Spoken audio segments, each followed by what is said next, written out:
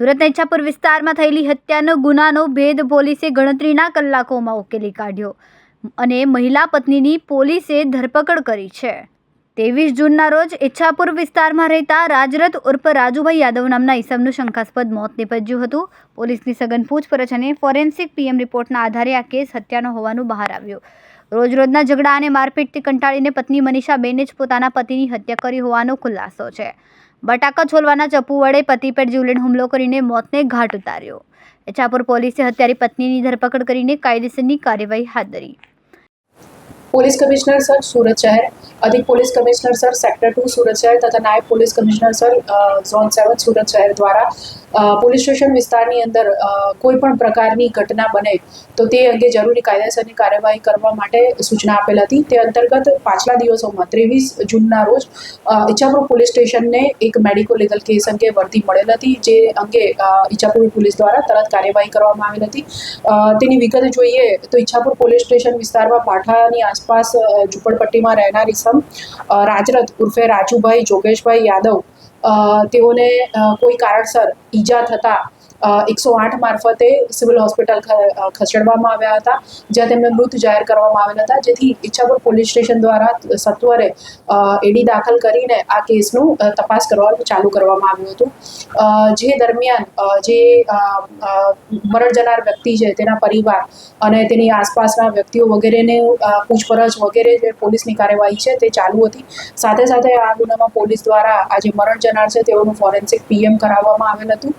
આ સમગ્ર કેસ દરમિયાન પોલીસને તેના આ જે વ્યક્તિ છે તેના મૃત્યુ બાબતે થોડો ડાઉટ શંકા જતા યુક્તિ પ્રયુક્તિથી પૂછપરછ કરવામાં આવેલ હતી તેની આસપાસના ઈસમોની તથા આસપાસનો જે વિસ્તાર છે એને આજુબાજુ જે પડોશીઓ છે તે તમામની પોલીસ દ્વારા પૂછપરછ કરવામાં આવતા એવી હકીકત જણાય આવેલ કે આ જે વ્યક્તિ છે એ મનીષાબેન નામના જે વ્યક્તિ છે એ બંને અને એ લોકો સાથે રહેતા હતા અને મનીષા અને રાજુ છેલ્લા 8 વર્ષથી એકબીજાની સાથે રહેતા હતા અને એ લોકોને રોજ કોઈને કોઈ બાબતે પુષ્કળ ઝઘડો થતો હતો, જે બાબતે જે રાજુભાઈ છે એ હંમેશા પોતાની પત્ની મનીષાબેનને રોજ ખૂબ માર મારતા હતા।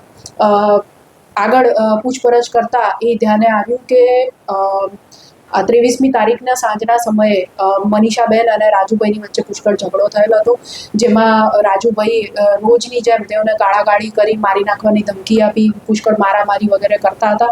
જે દરમિયાન મનીષાબેન બચવા માટે પોતાના જે ઝૂંપડું છે તેના પાછળના ભાગે ચોકડી છે તે બાજુ ગયા અને એ દરમિયાન જે મરણ જનાર છે તેમનો પીછો કરીને મારઝૂડ કરી।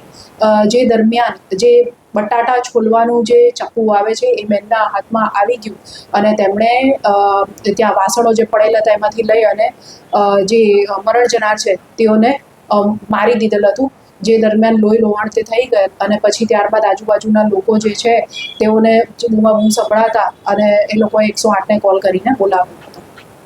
સદર ગુનાના કામે આજરોજ ગુનો રજીસ્ટર કરી એડીમાંથી પોલીસ દ્વારા જરૂરી કાર્યવાહી કરવામાં આવેલ છે તથા જે આરોપી છે તેઓની ધરપકડ કરી આગળ કાયદેસરની કાર્યવાહી પૂછપરછ વગેરે ઈચ્છાપુર પોલીસ સ્ટેશન દ્વારા કરવામાં આવી રહ્યું છે। કેમેરામેન સેનલ વિરાણી સાથે વિશાલ છેઠા, માનવ પ્રભા ન્યૂઝ, સુરત। અમારા વિડીયોની નવી અપડેટ મેળવવા માટે સબસ્ક્રાઇબ કરો માનવ પ્રભા ન્યૂઝ ચેનલને, બેલ આઇકન ક્લિક કરો લેટેસ્ટ વિડીયો સૌથી પહેલા મેળવવા માટે।